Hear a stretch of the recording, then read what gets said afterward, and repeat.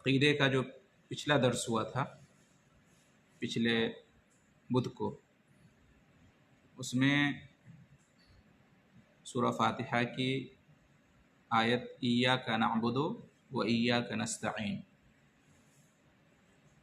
اس کا معنی اور مطلب ہم نے سمجھا تھا، اور عقیدے سے متعلق کیا کیا باتیں ہمیں معلوم ہوتی ہیں وہ ہم نے جانا تھا۔ آج کے درس میں جو کہ عقیدے کا درس ہے، اس کے بعد کی جو آیت ہے، کون سی آیت ہے؟ اہدنا الصراط المستقیم، اہدنا الصراط المستقیم۔ اس آیت سے ہمیں عقیدے کی کون کون سی باتیں معلوم ہوتی ہیں، ٹھیک ہے؟ آج کے درس میں ہم یہ جانیں گے اس آیت کا معنی اور مطلب کیا ہے، اور اس آیت سے ہمیں عقیدہ سے متعلق کون سی باتیں معلوم ہوتی ہیں۔ یہ جاننا بہت ضروری ہے، سورہ فاتحہ کا معنی اور مفہوم جاننا، اس کا ترجمہ جاننا بہت ہی ضروری ہے، اس لیے کہ ہر ایک نماز میں، ہر ایک رکعت میں ہم اس کو پڑھتے ہیں، تو یہ بہت عجیب بات ہوگی کہ ہم روزانہ اس کو ہر رکعت میں پڑھتے ہیں، اس کا معنی مطلب ہی نہیں جانتے ہیں، بڑی عجیب بات ہوگی۔ زیادہ تر مسلمانوں کا یہ حال ہے، پڑھتے ہیں لیکن نہیں جانتے ہیں کہ اس میں کیا ہم پڑھ رہے ہیں، اس لیے نماز میں خشوع اور خضوع بھی نہیں ہوتا، دل نہیں لگتا، اس لیے کہ ہم جانتے ہی نہیں ہیں امام صاحب کیا پڑھ رہے ہیں، تو کیا مزہ آئے گا اللہ کی عبادت کرنے میں۔ قرآن جو پڑھتے ہیں وہ بھی جی قرآن جو پڑھتے ہیں اس میں بھی یہ حال ہے، پڑھ لیتے ہیں لیکن سمجھ میں نہیں آتا، وہ فیل ہوتا ہاں، ہے اس لیے ہماری کوشش ہونی چاہیے، ٹھیک ہے؟ پورا قرآن آپ نہیں سمجھ سکتے تو کم سے کم ان صورتوں کو جو نماز میں پڑھی جاتی ہیں، سورہ فاتحہ یہ تو ہر نماز میں، ہر رکعت میں پڑھی جاتی ہے، اس کا تو کم سے کم معلوم ہونا چاہیے، اور چھوٹی چھوٹی صورتیں جو ہیں، سورہ اخلاص، سورہ فلق، 30ویں پارے کی جو صورتیں ہیں، کم سے کم اتنا تو کر ہی سکتے ہیں اگر تھوڑی سی محنت کریں تو آپ فرق پائیں گے۔ ابھی کتنا مزہ آ رہا ہے آپ کو اللہ کی عبادت کرنے میں، اور ان کا معنی اور مطلب آپ جان جائیں تو اس کے بعد آپ نماز پڑھیں تو کتنا مزہ آ جائے گا، بہت فرق آپ کو محسوس ہوگا۔ جی، تو اہدنا الصراط المستقیم، سب سے پہلے اس کا ترجمہ جانتے ہیں۔ کیا ترجمہ ہے اس کا؟ ہمیں یعنی اس میں اللہ تعالیٰ نے ہمیں تعلیم دی ہے کہ ہم اللہ تعالیٰ سے سیدھے راستے پر چلنے کی دعا کریں، ہے نا؟ تو اہدنا ہمیں ہدایت دے، اہدنا ہمیں ہدایت دے، کس کی؟ الصراط المستقیم، سیدھے راستے کی، یہ اس کا ترجمہ ہوا۔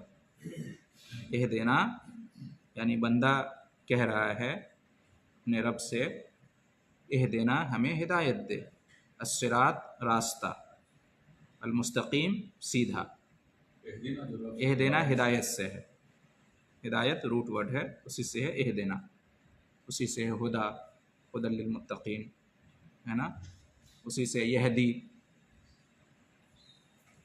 وعلیکم السلام ورحمۃ اللہ، تو ہدایت روٹ ورڈ ہے، ٹھیک ہے؟ اسی سے ہے اہدنا، اہدنا، اہدے یہ امر کا صیغہ ہے، ہم نے عربی کی کلاس میں پڑھا تھا، فعل کی 3 قسم ہوتی ہے نا؟ کون کون سی؟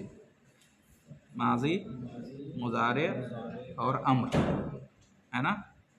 جی، ماضی یعنی پاسٹ، ہاں، اور مضارع یعنی پریزنٹ اور فیوچر، اور امر اس میں کمانڈ، یعنی کسی چیز کا حکم دیتے ہیں کرنے کا یا نہیں کرنے کا، یا ریکویسٹ کرتے ہیں، اس میں یہ سب داخل، تو اس میں کیا ہے؟ ریکویسٹ کر رہے ہیں، اللہ تعالیٰ سے مانگ رہے ہیں، دعا کر رہے ہیں، کیا؟ ہدایت، سیدھے راستے کی، اہدنا الصراط المستقیم، ہمیں سیدھے راستے کی ہدایت دے۔ کیا مطلب ہمیں سیدھے راستے کی ہدایت دے؟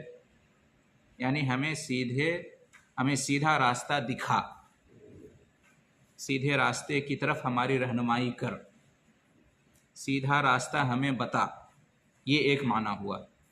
دوسرا معنی اس کا کیا ہے؟ ہمیں سیدھے راستے پر چلا، ہمیں سیدھے راستے کی توفیق دے، سیدھے راستے پر چلنے کی توفیق دے، ہمیں سیدھے راستے پر ثابت قدم رکھ، 2 معنی ہے اس کا۔ اہدنا الصراط المستقیم، اس میں دونوں معنی آتے ہیں، ایک یہ کہ ہمیں سیدھا راستہ دکھا، ہمیں سیدھا راستہ بتا، ہمیں سیدھے راستے کی طرف گائیڈ کر، رہنمائی کر، یہ ایک معنی ہوا۔ دوسرا معنی کیا ہوا کہ ہمیں سیدھے راستے پر چلا، ہمیں سیدھے راستے پر چلنے کی توفیق دے، ہمیں سیدھے راستے پر بالکل قائم رکھ۔ دونوں معنی میں کیا فرق ہے؟ یہ تو دکھانا ہم دوسرا چلانے کے لیے ریکویسٹ، ہاں چلانے کے لیے request۔ پہلا جو معنی ہے کہ ہمیں سیدھا راستہ دکھا، ہمیں سیدھا راستہ بتا، ہمیں سیدھے راستے کی طرف گائیڈ کر، رہنمائی کر، ہمیں سیدھا راستہ بتا، دکھا، تو یہ جو سیدھا راستہ دکھانا، بتانا، سیدھے راستے کی طرف رہنمائی کرنا، یہ اللہ کے علاوہ دوسرا انسان بھی کر سکتا ہے، ٹھیک ہے؟ آپ کو دمام جانا ہے، دمام کا راستہ آپ نہیں جانتے ہیں، میں آپ کو دمام کا راستہ بتا سکتا ہوں، وعلیکم السلام ورحمۃ اللہ، دمام کا راستہ میں آپ کو دکھا سکتا ہوں، میں آپ کو گائیڈ کر سکتا ہوں یا نہیں کر سکتا ہوں؟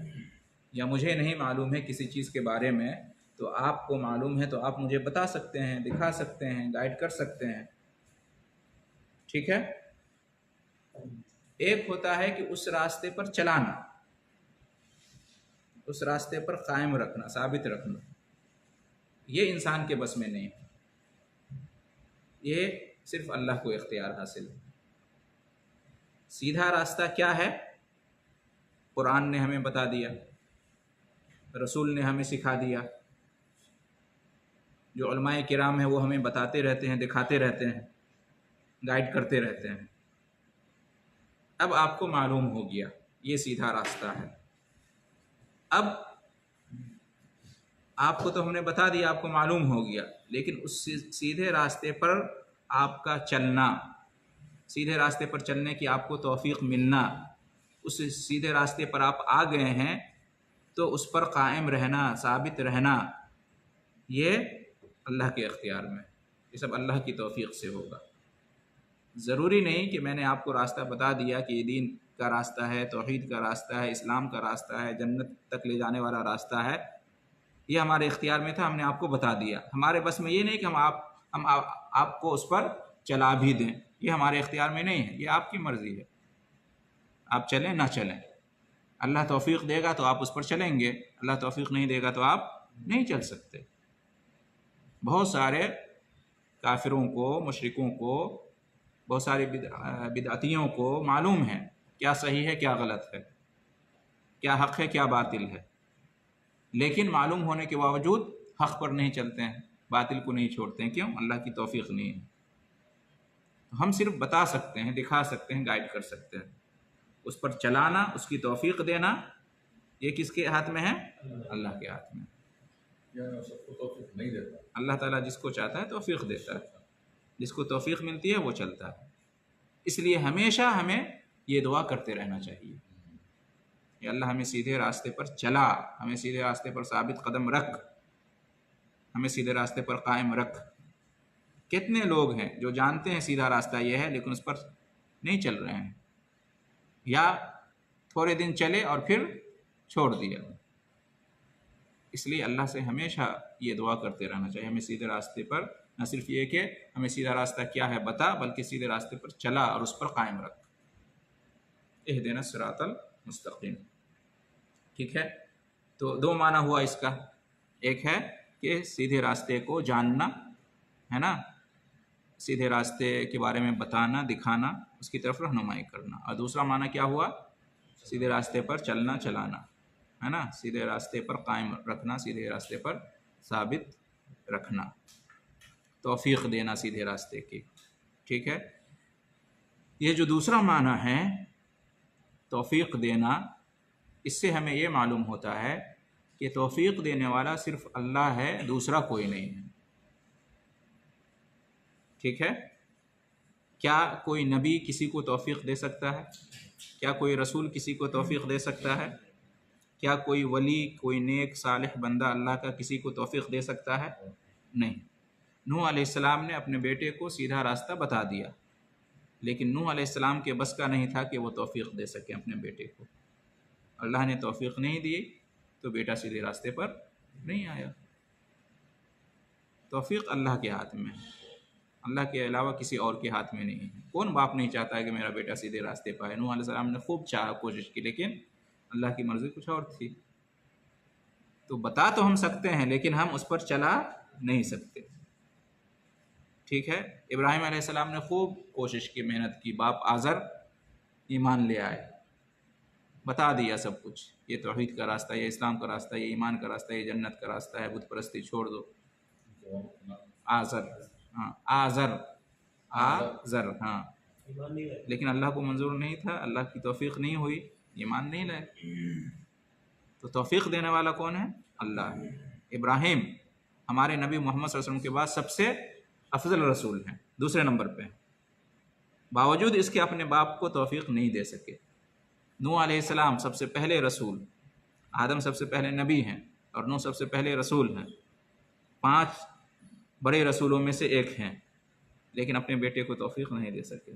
نوح اور ابراہیم کو چھوڑیے، خود ہمارے نبی ہمارے رسول محمد صلی اللہ علیہ وسلم نے لاکھ چاہا چچا ابو طالب ایمان لے آئے. ایمان لائے؟ کیوں نہیں لائے؟ اللہ کی توفیق نہیں ہوئی، اللہ نے توفیق نہیں دی.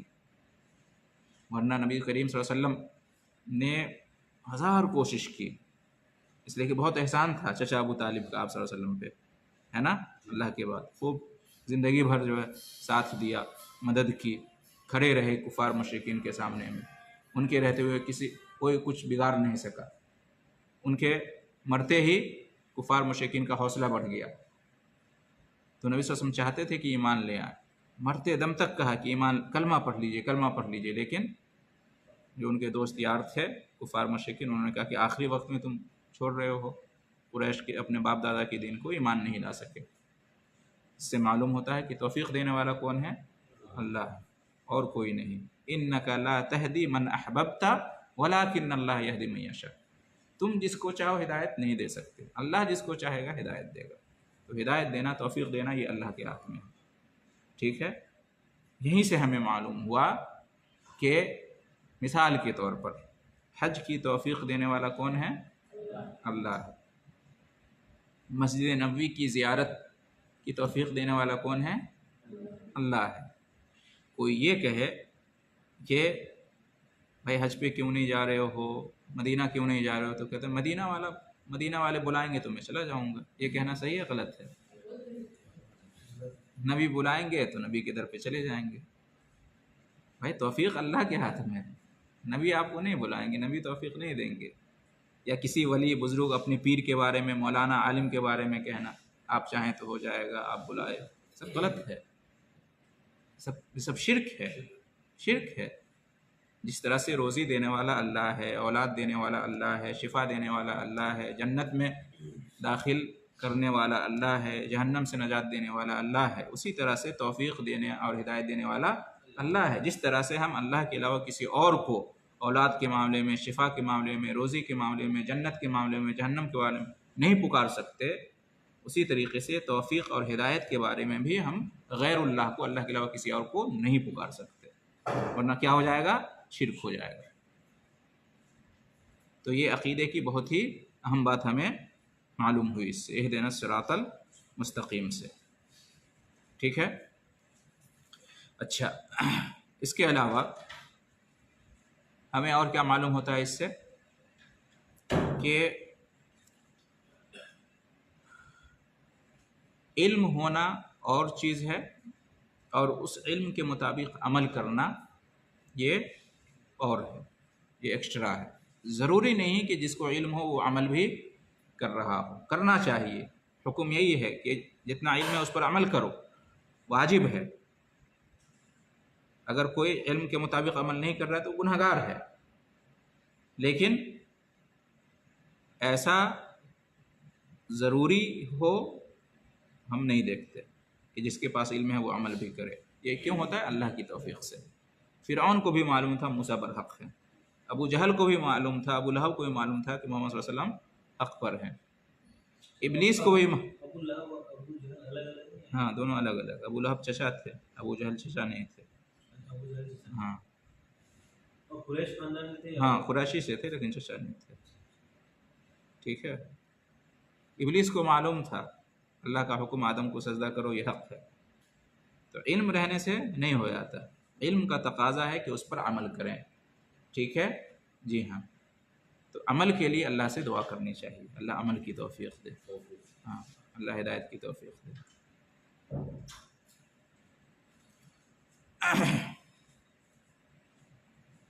اہدنا الصراط المستقیم. ایک بات اور اس سے معلوم ہوتی ہے, اور وہ یہ ہے کہ دیکھیے سورہ فاتحہ شروع سے پڑھیے. الحمدللہ رب العالمین الرحمن الرحیم مالک یوم الدین ایاک نعبد و ایاک نستعین اہدنا الصراط المستقیم. کیا ہے شروع سے؟ الحمدللہ رب العالمین, ساری تعریفیں اللہ کے لیے جو سارے جہان کا رب ہے نا. الرحمن الرحیم جو بڑا مہربان نہایت رحم والا ہے. مالک یوم الدین جو یوم جزا یوم حساب قیامت کا دن آخرت کا دن اس کا مالک ہے. اس کے بعد کیا ہے؟ ایاک نعبد و ایاک نستعین, ہم تیری ہی عبادت کرتے ہیں اور تجھی سے مدد چاہتے ہیں. ٹھیک ہے. اس کے بعد کیا ہے؟ اہدنا الصراط المستقیم, ہمیں سیدھے راستے پر چلا. ٹھیک ہے. پہلی جو 4 آیتیں ہیں اس میں دعا نہیں ہے. 5ویں جو آیت ہے یہ اس میں دعا ہے نا. اہدنا الصراط المستقیم. یہاں بندہ اپنے رب سے دعا کر رہا ہے کہ ہمیں سیدھے راستے پر چلا. جب بندہ یہاں پہ اللہ سے دعا کر رہا ہے, اللہ نے یہ طریقہ ہمیں سکھایا ہے, تو اپنی اس دعا میں کسی کا واسطہ لے رہا ہے بندہ؟ کسی کا واسطہ ہے؟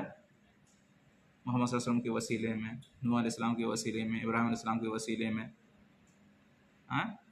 کسی ولی بزرگ کے وسیلے میں ہے اس میں کہ اللہ ہمیں سیدھے راستے پر چلا اپنے حبیب کے وسیلے سے, اپنے حبیب کے طفیل میں. اپنے یہاں دیکھتے ہیں کہ لوگ کوئی بھی دعا کرتے ہیں تو یہ ذکر کرتے ہیں اللہ ہماری اس دعا کو قبول کر لے اپنے حبیب کے صدقے میں, کہتے ہیں نا نبی کی طفیل میں.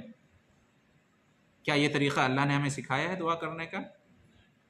پہلی سورہ قرآن کی, قرآن کھولیں یہ سب سے پہلی سورہ, ہر نماز میں ہم اس سورہ کو پڑھتے ہیں, ہر رکعت میں پڑھتے ہیں. اس میں ہم دعا کرتے ہیں. دعا کا یہ طریقہ نہیں بتایا گیا کہ جب تم دعا کرو تو کسی کا حوالہ دو, کسی بزرگ کا, کسی نبی کا, کسی ولی کا, کسی فرشتے کا.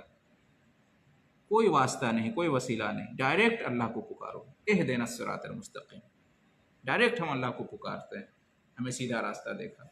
ہم بیچ میں کسی نبی کسی ولی کو نہیں لاتے. یہ عقیدے کی بہت ہی اہم بات ہے, اس کو یاد رکھیے. کوئی واسطہ یہاں پہ آیا ہے؟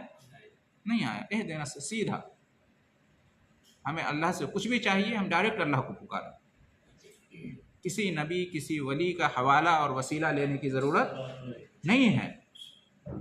بتائیے وہ دعا جو ہم سب سے زیادہ کرتے ہیں, اس سے بھی کوئی دعا ہے جو ہم سب سے زیادہ کرتے ہوں؟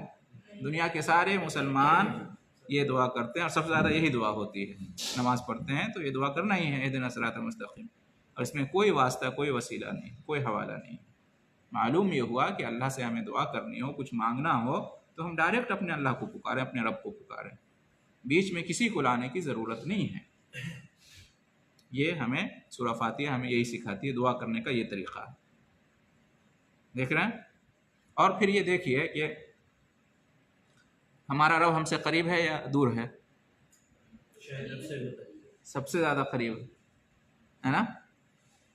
آپ مجھ سے کتنے قریب بیٹھے ہوئے ہیں, ٹھیک ہے, لیکن میرا رب آپ سے زیادہ مجھ سے قریب ہے نا. ماں باپ اپنے بچوں سے کتنے قریب ہوتے ہیں, شوہر بیوی بیوی شوہر سے کتنے قریب ہوتے ہیں, لیکن رب سب سے زیادہ قریب ہے. نحن اقرب الیہ من حبل الورید. ٹھیک ہے.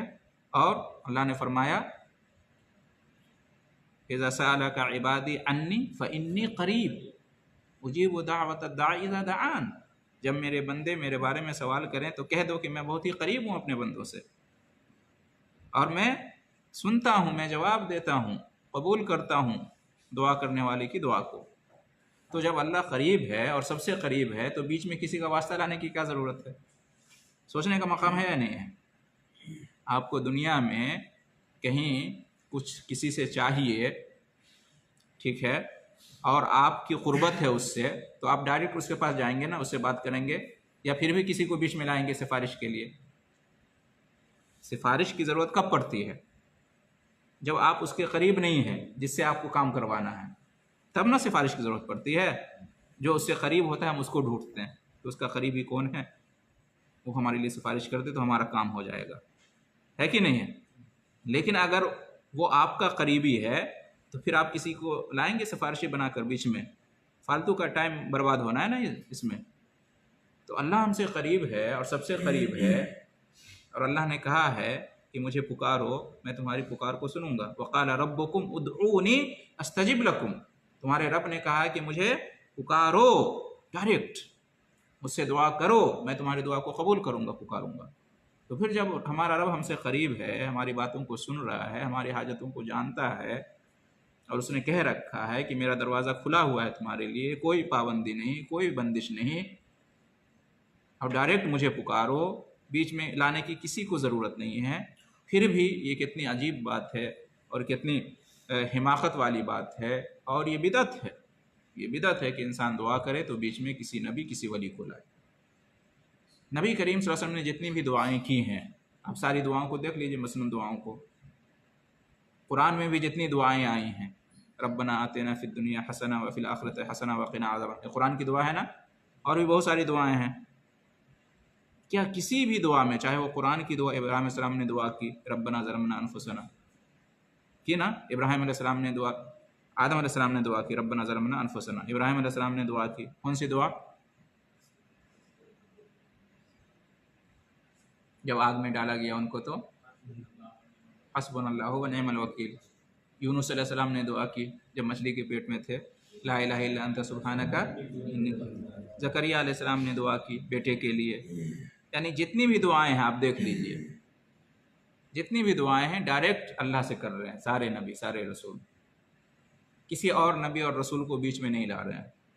کسی نبی نے یہ نہیں کہا کہ مجھ سے پہلے جو نبی اور رسول گزرے ہیں، جب ہم اللہ سے دعا کریں تو جو اس کا نام بیچ میں لائیں، کہ اس کے طفیل، اس کے صدقے، اس کے، کہیں نہیں ہے۔ تو یہ بیچ میں لے کے آنا، یہ بدعت ہوتی ہے یا یہ بدعت ہے۔ شرک تب ہوگا جب آپ ڈائریکٹ اس کو پکاریں گے۔ کوئی کسی ولی یا نبی کو پکارے کہ مجھے روزی دے، مجھے توفیق دے، مجھے شفا دے، مجھے اولاد دے، پکارے، تو یہ شرک ہے۔ جب اس کو سمجھاؤ تو وہ کہتا ہے کہ ہم وسیلہ اختیار کرتے ہیں، ہے نا، ہم یہ اللہ کے قریب ہیں تو ہم پہلے ان کو پکارتے ہیں اور یہ ہمارے لیے اللہ سے پکاریں گے، اللہ کو پکاریں گے، تو یہ شرک ہو جائے گا، یہ شرک ہو جائے گا۔ لیکن اگر کوئی ان کو پکارتا نہیں ہے، بس اس کا وسیلہ اور حوالہ اللہ کے سامنے دیتا ہے کہ اللہ میری اس دعا کو اپنے رسول کے صدقے میں قبول کر لے، تو یہ بدعت ہے۔ یہ کچھ لوگوں کو دیکھا ہے کہ ایسے نارملی دیکھا ہے، مطلب یا علی مدد ایسے شرک ہے یہ، یا علی المدد، یا حسین المدد، ابھی محرم کے مہینے میں شرک ہے، ہاں، یا غوث المدد، یہ سب شرک ہے۔ جی، شرک اکبر ہے، شرک اکبر ہے۔ اگر کوئی مشکل کشائی اور حاجت روائی کے لیے، پچھلے درس میں یہ بیان ہوا تھا، مشکل کشائی اور حاجت روائی کے لیے، اولاد، شفا، روزی جو اللہ ہی دے سکتا ہے، دوسرا نہیں، ایسی چیزوں میں کوئی علی کو، حسین کو، غوث کو، کسی کو بھی پکارے تو یہ شرک ہے، شرک اکبر ہے۔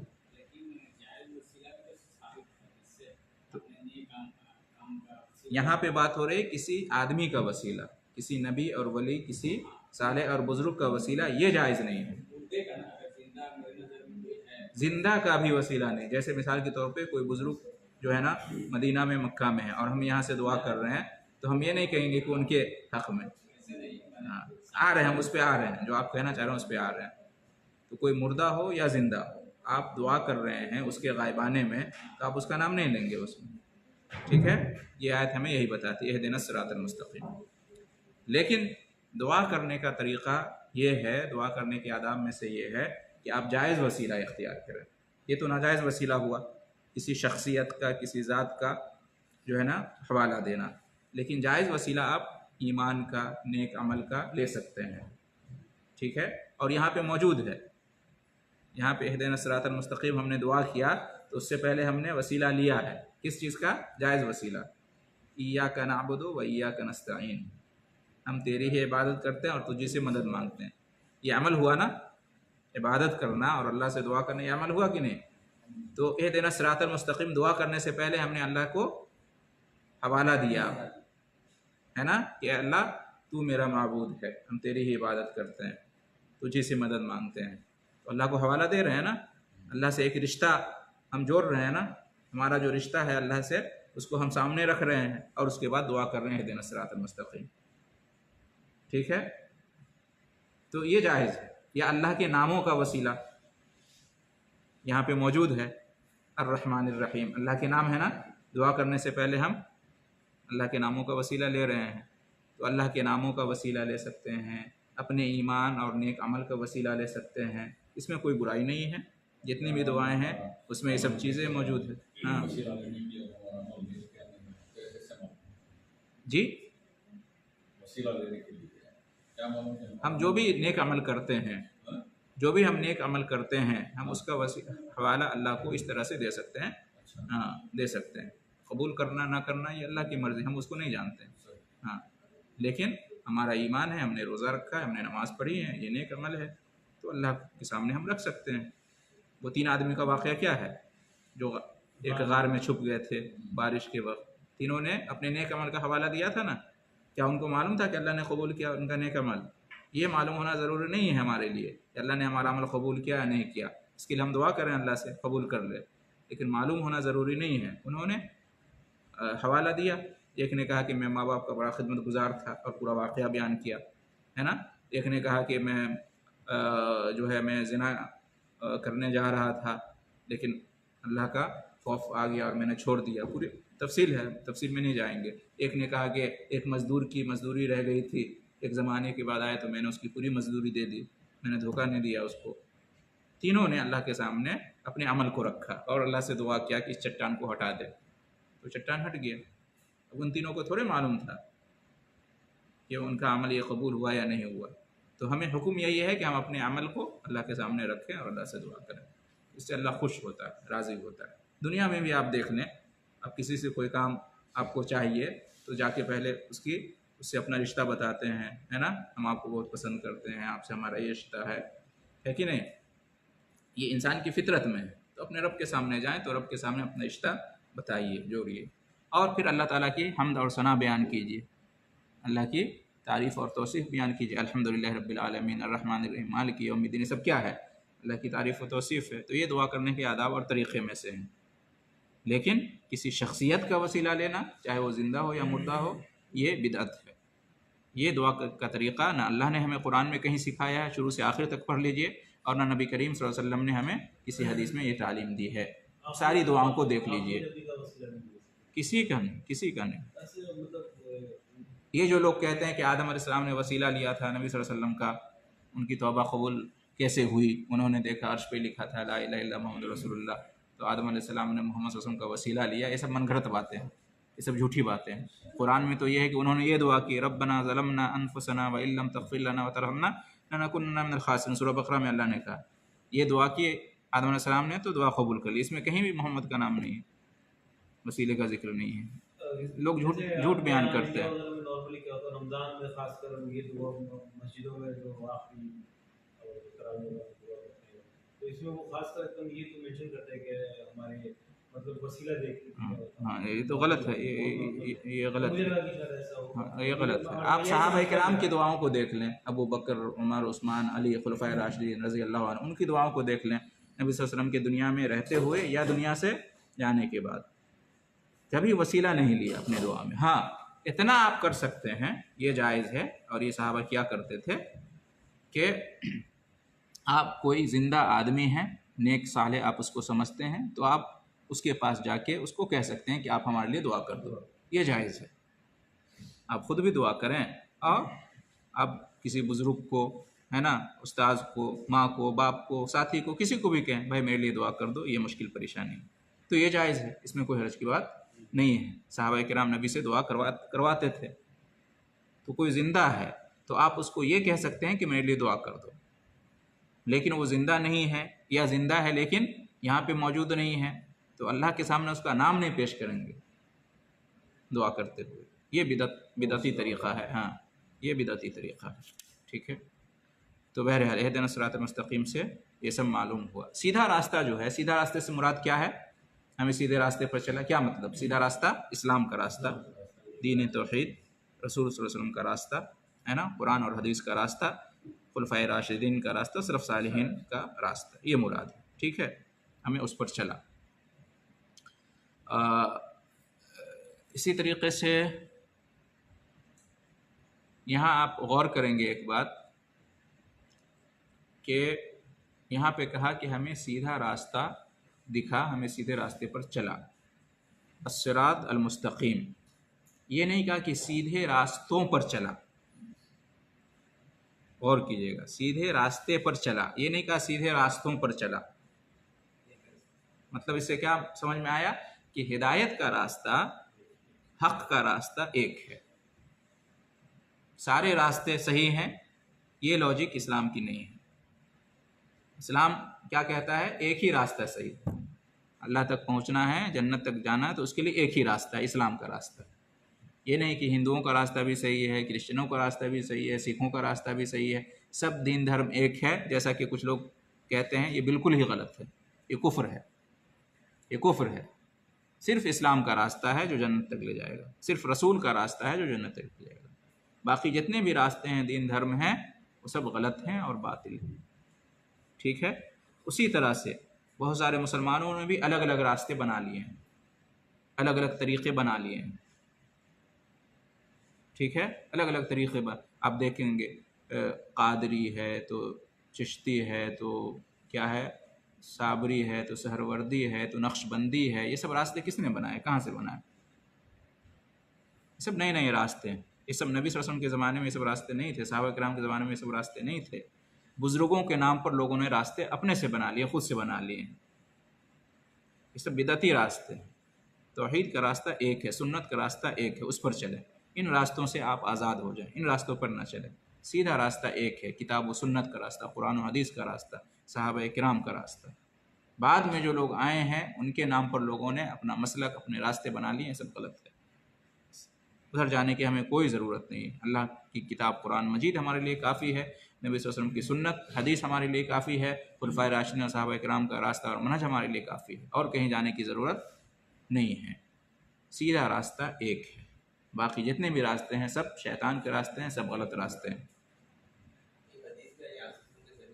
جی بہت ساری. نبی صلی اللہ علیہ وسلم نے ایک بار جو ہے خط کھینچا، لائن کھینچی سیدھا، اور پھر اس کے دائیں بائیں بہت سارے لائن کھینچے اور کہا کہ یہ سیدھا راستہ ایک ہے، سیدھا راستہ اللہ تک، جنت تک. باقی جتنے بھی ادھر ادھر لائن کھینچے یہ سب شیطان کے راستے ہیں، گمراہی کے راستے ہیں. ہر ایک راستے پہ شیطان بیٹھا ہوا ہے اور اس طرف بلا رہا ہے. اس لیے قرآن میں اللہ نے فرمایا وَأَنَّ هَذَا صِرَاطِي مُسْتَقِيمًا فَاتَّبِعُوهُ وَلَا تَتَّبِعُوا السُّبُلَ فَتَفَرَّقَ بِكُمْ عَنْ سَبِيلِهِ. یہ میرا سیدھا راستہ ہے، اسی پر چلو، اور دوسرے راستوں کی پیروی مت کرو، وہ تمہیں بھٹکا دیں گے. قرآن میں اللہ نے فرمایا ہے. سیدھا راستہ ایک ہے، ہمیشہ یاد رکھیں. عقیدے کا معاملہ ہو، عبادت کا معاملہ ہو، نماز روزے حج کا معاملہ، کسی بھی چیز کا آپ دیکھیں کہ قرآن میں اللہ نے کیا فرمایا، حدیث میں اللہ کے رسول نے کیا فرمایا، خلفائے راشدین صحابہ کرام کا کیا عمل تھا. یہ ہمارے لیے بس کافی ہے. یہ نہیں دیکھنا کہ ہمارے مولانا نے یہ کہا، ہمارے عالم نے یہ کہا، ہمارے پیر صاحب نے یہ کہا، فلاں ولی اور بزرگ نے یہ کہا، ہمارے باپ دادا ایسا کرتے آ رہے تھے. نہیں.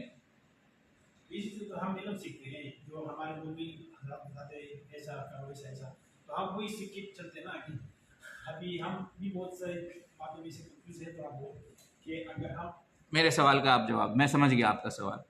قادیانی کو آپ کیا سمجھتے ہیں؟ حق پہ ہے یا باطل پہ؟ آج تک ہم نے کہیں دیکھا نہیں ہے کہ نہیں، حق پہ ہے یا باطل پہ؟ باطل پہ ہے. باطل پہ. کوئی قادیانی پبلک میں سے آئے کہے کہ ہم کیا کریں، ہمارے قادیانی، ایک منٹ پوری بات سنیے، ہمارے قادیانی عالم جو کہتے ہیں ہم کرتے ہیں، آپ اس کو کیا جواب دیجیے گا؟ ایک منٹ. دوسرا سوال، شیعہ کو آپ حق پہ سمجھتے ہیں یا باطل پہ؟ 10 آدمی شیعہ کے آئیں اور وہ کہے کہ ہم کیا کریں، شیعہ عالم ہم کو جو کہتے ہیں ہم وہی کرتے ہیں. ہاں تو وہی معاملہ یہاں بھی ہے. جو آپ نے کہا نا کہ ہمارے عالم ہمارے مولانا جو کہتے ہیں ہم وہی کریں گے، وہی معاملہ یہاں پہ بھی ہے. ہمیں آگے بڑھنا ہے، ہمیں یہ دیکھنا ہے کہ ہمارے مولانا جو کچھ کہہ رہے ہیں قرآن و حدیث کے مطابق ہے یا نہیں ہے. اگر قرآن و حدیث کے مطابق ہے اچھی بات ہے، ادب احترام کریں گے، ہم آپ کی بات کو لے لیں گے. اگر قرآن و حدیث کے خلاف ان کی بات ہے تو ہم ان کی اس بات کو چھوڑ دیں گے. ان کا ادب احترام اپنی جگہ، لیکن ان کی اس بات کو ہم نہیں مانیں گے. ہمارا دین ہمیں یہی کہتا ہے. باقی بڑی مسئلہ ہم نہیں چلتے، ہمارا جو نماز ہے جو تلاوت ہے اس پہ جو ہم چلتے ہیں نا، اس لیے ہم تھوڑا سی اس لیے مشکوک ہے کہ ہمارے علماء پہلے کہتے ہیں کہ یار جب آپ اگر امام رکوع پہ گیا ہوا ہے نا تو آپ فوراً شامل ہو جاؤ. ایک منٹ ہم آتے ہیں اس پہ. تو اس طرح سے الحمدللہ ساری باتیں تقریباً اہم باتیں اس آیت سے متعلق آ گئی ہیں. آخری بات، اس کے بعد پھر ہم آپ کے سوال کے جواب پہ آئیں گے کہ یہ جو صراط مستقیم ہے، سیدھا راستہ، جو اس دنیا میں اس راستے پر ثابت قدم رہے گا تو آخرت میں پل صراط پر وہ ثابت قدم رہے گا. پل صراط کو جانتے ہیں نا؟ پل صراط جہنم کے اوپر ہے نا، سب کو اس پر سے گزرنا ہے. جو اس پر سے گزر جائے گا تو اس کے بعد جنت میں جائے گا، ہے نا، اور جو نہیں گزر پائے گا نیچے جہنم میں گر جائے گا. جہنم کے اوپر پل صراط ہے اور اس کے آگے جنت ہے. جنت میں جانے کے لیے اس کو کراس کرنا پڑے گا. تو اس پل صراط پہ جو سیدھا چلتا ہوا آگے بڑھ جائے گا وہ کون ہوگا؟ جو اس دنیا میں اس سیدھے راستے پر ہوگا. اس دنیا میں جو اس سیدھے راستے پر نہیں چلے گا، نہیں قائم رہے گا، تو آخرت میں پل صراط پر بھی وہ نہیں ٹھہر سکتا، نیچے گر جائے گا. ٹھیک ہے؟ اور ایک ہی لفظ ہے، ہاں صراط، ایک لفظ ہے صراط. ہاں صراط، جس اس کو کہتے ہیں صراط ہے. اور ہم سب جانتے ہیں کہ پل صراط پہ سب اپنے اپنے عمل کے حساب سے پار کرے گا نا. کوئی بجلی کی مانند پار کر جائے گا جلدی سے، کوئی پلک جھپکتے ہوئے پار کر جائے گا، کوئی ہوا کی تیزی سے پار، کوئی سواری کی تیزی سے، کوئی دوڑتے ہوئے، کوئی چلتے ہوئے، کوئی گرتے پڑتے، ہے نا. اس دنیا میں اس سیدھے راستے پر جو جتنی تیزی سے چلے گا قیامت کے دن پل صراط پر وہ اتنی ہی تیزی سے گزر جائے گا. اس لیے دنیا میں ہمیں نیکی کے کاموں میں جلدی کرنا چاہیے، تیزی کرنا چاہیے، پیش رہنا چاہیے، سستی اور کاہلی نہیں کرنا چاہیے.